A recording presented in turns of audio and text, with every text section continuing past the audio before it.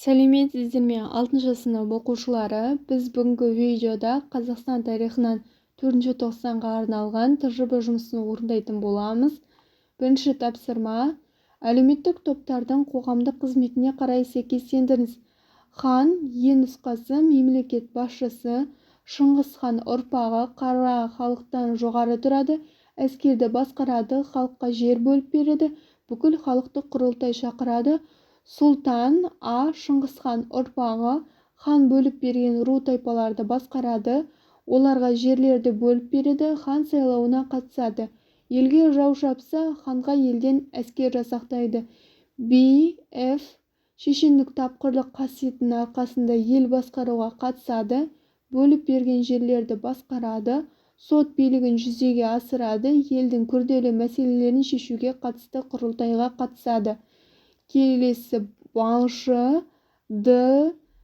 байдың малын бағады, кедейленіп қиын жағдайға душар болса, байдан сауын ала алады, мүлкінен айырылып қалса, туыстарынан басқалардан жылу жинайды, қиын жұмыстар істеу үшін ағайындарды арасында асар жасайды. Жатақ С. қалада тұрады, бұрын малшы болғанмен туыстары немесе өзі барлық малдарынан айырылып қалғандықтан қалаға қоныс аударған. Жер жыртады, егістік суғарады, сөйтіп азын-аулақ күн көріске аша табады. Қожа Г. Шыңғыс хан ұрпақтары сияқты ақсүйек болып саналады, ислам дінін таратады, халық арасында шариғаттың сақталуын қадағалайды. Келесі екінші тапсырма: мәтіндегі бос орынға сөздерді орналастырыңыз. Жәңгір хан ұрыс майданында дала өңірі үшін озық жаңа әскери әдістерді пайдаланды. Таулы жерде ептілікпен пайдалана біліп, өз жасағын шебер басқарудың арқасында үлкен жеңіске жетті. Сол кезеңдегі орыс құжаттары бойынша Жәңгір хан өз адамдарының жартысына от қарумен бірге тау арасындағы өткелде ор қазып бекінуге бұйырып, ал өзі 300 адаммен тастың ар жағына жасырынады. Ойраттар шатқалға енген кезде оларды бораған мылтық оғы қарсы алды. Жаудың дүрлігіп есі шықты. Осы сәтте жауға тылдан Жәңгірдің өзі соққы берді. Көп кешікпей қазақтарға көмекке Самарқан билеушісі 20 000 адамымен келді. Ойраттар талқандалып, бұл ұрыста 10 000-дай адамынан айырылғаннан соң кейін шегінді. Жоңғар Алатауы төңірегінде Орбұлақ мекені шешуші шайқас орны ретінде аталды. Үшінші тапсырма: қазақ хандығының ішкі және сыртқы саяси оқиғаларын сипаттаңыз. Хақназар хан тұсында ішкі саясат: Хақназар қазақ тайпалары арасында өз беделі мен ықпалын нығайтады. Ол ноғай мырзаларының билігінен босап, тәуелсіз билеуші болды. Сыртқы саясаты: Хақназар 16 ғасырдың 60-70 жылдары ноғай ордасына қарсы біраз жорықтар жасады.